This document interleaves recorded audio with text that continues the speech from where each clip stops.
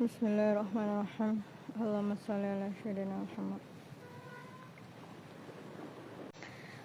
Jadi LGBT itu merusak dirimu sendiri dan merusak orang lain. Pertama karena kamu menyalahi sesuatu yang bukan sifat tubuhmu miliki. Makanya hati kamu itu semakin lama akan semakin berat. Jadi itu yang kamu siksa adalah dirimu sendiri. Kedua adalah lingkungan. Karena ketika kamu merasa diri kamu benar, maka orang lain salah dengan dirinya sendiri. Kemungkinan ini ada gitu. Ketika kamu membenarkan apa yang tidak seharusnya, maka jumlah total yang merasa seharusnya benar menjadi tidak benar gitu. Atau yang terakhir itu adalah masalah genetika. Makanya saya nggak mau jelaskan ini karena begini. Ngerti nggak kalian ya?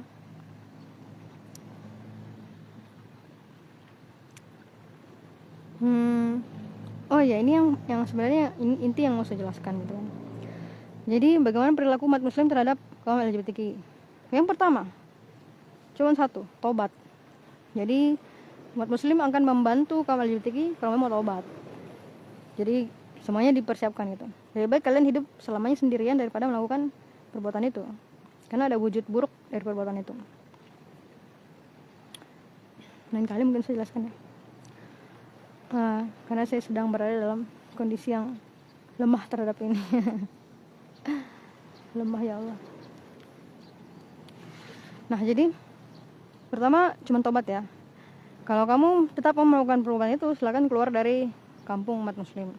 Dan kampung kamu akan kita kirimkan ustadz juga ke sana. Seperti Allah mengirimkan Nabi Lut itu. Umat muslim harus mengirimkan ustadz ke kampung LGBT itu untuk menyadarkan, untuk memberitahu mereka sampai Allah menentukan ketetapannya. Jadi udah kewajiban umat muslim untuk menegakkan Al-Quran ya di dalam Al-Quran dan Nabi Lut.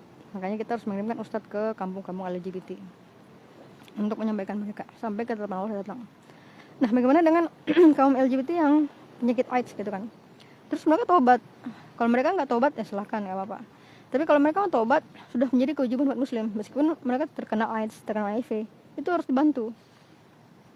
Tetap harus dibantu. Makanya kalau LGBT ini udah terkena AIDS dan mereka tobat pada saat itu, nah umat muslim harus menyediakan tempat penampungan untuk mereka dan memberikan mereka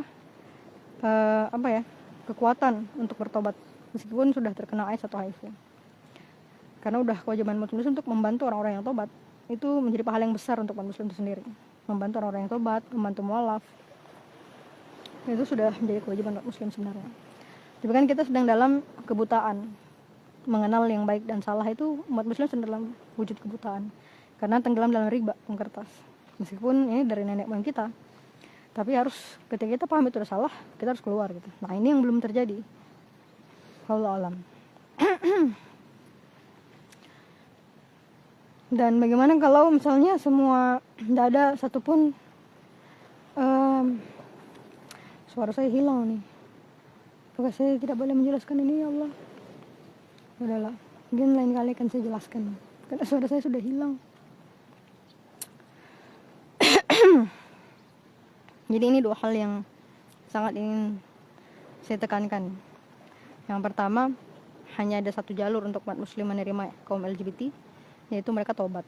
Selama mereka tobat, apakah mereka belum terkena HIV ataupun setelah tobat terkena HIV, umat muslim harus membantu mereka, menyediakan kebutuhan yang mereka perlukan, apakah itu psikiater, psikolog, konseling, bahkan pekerjaan.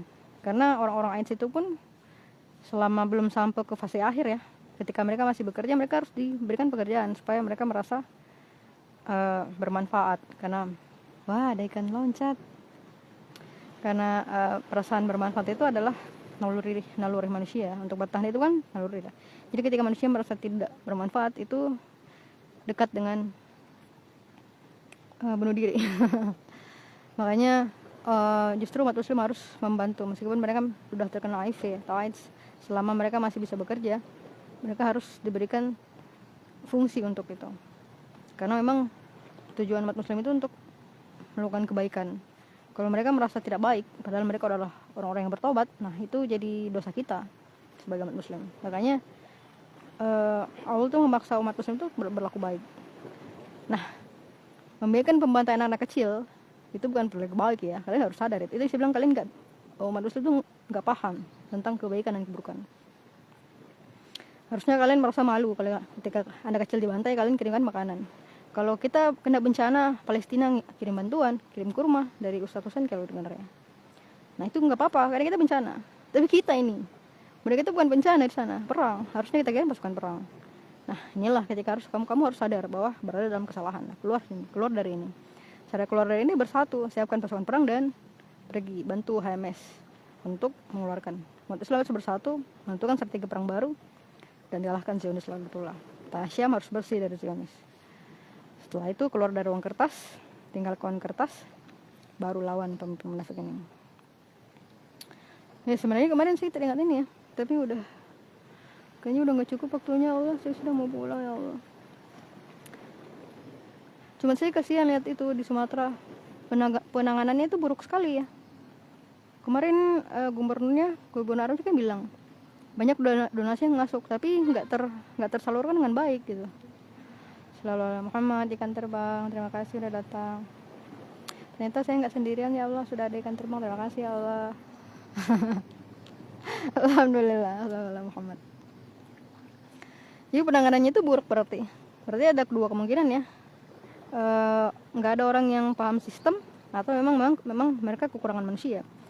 Jadi yang pertama itu penyebaran informasi dulu. Penyebaran informasi itu bisa tanpa internet ya. Yang penting manusianya cukup. Jadi ada posko-posko yang minimal itu seperti di jembatan. Posko informasi, mereka kekurangan apa. Dan kalau keterbatasan makanan, itu berarti makanannya harus dikumpulin di satu tempat gitu. Dan harus dipahami apakah mana dari posko-posko informasi itu dikumpulkan, mana tempat-tempat yang kekurangan makanan.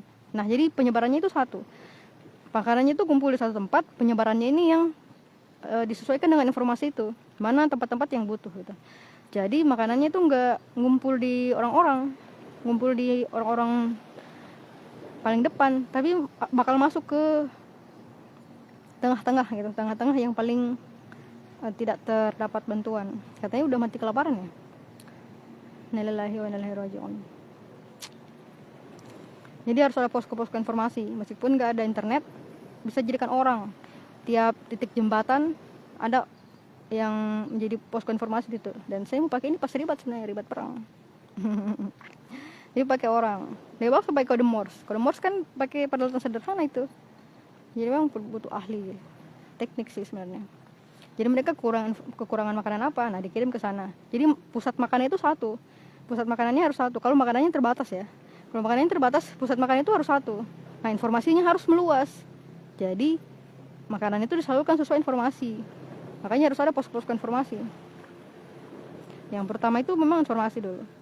Karena kalau seperti ini, jalurnya makanannya justru menumpuk di orang-orang yang sudah menumpuk gitu. udah punya di bagian luar. Jadi bagian dalam justru nggak kena. Nah, apa ya? Yang menjadikan itu justru ada beberapa, saya nggak tahu banyak sih atau beberapa ya. Kok kayaknya cuman gubernurnya doang yang bagus. Cuman gubernur munaf ya namanya ya. Cuman itu doang kayaknya yang bagus. Kenapa ada pejabat yang mengumpulkan itu bahan makanan? Nauzubillah. Malah ada yang disuruh itu katanya ya, dikumpulin supaya mau ditempelin muka-muka mereka gitu kan. Nauzubillah. Aduh, inilah kalau orang benar ya yang dikatakan Quran ya, kalau orang riba itu kayak orang kerasukan setan. Coba lihat pejabat-pejabat itu, sampai dikumpulin orang-orang pada mati kelaparan, tapi mereka lebih mementingkan citra. Itu orang-orang kerasukan setan itu kayak gitu. Kefasikannya itu udah luar biasa itu, melebihi batas normal lah. Udah masuk orang-orang yang Allah sesatkan sebenarnya, orang-orang yang Allah sudah tutup mata pendengaran, itu udah tutup. Itu jenis-jenis orang itu kayak gitu. Terjadi bencana malah numpuk bahan karena mau tempel nama di situ. Mau cari penceritaan. Nah, ini orang-orang yang Allah bilang, makanya Allah tutup mata hati, pendengaran, penglihatan. Karena memang udah fasik sekali, fasiknya itu udah di luar batas gitu kan. Sampai-sampai orang mati kelaparan masih sempat-sempatnya pencitraan. Ya, Allah alam.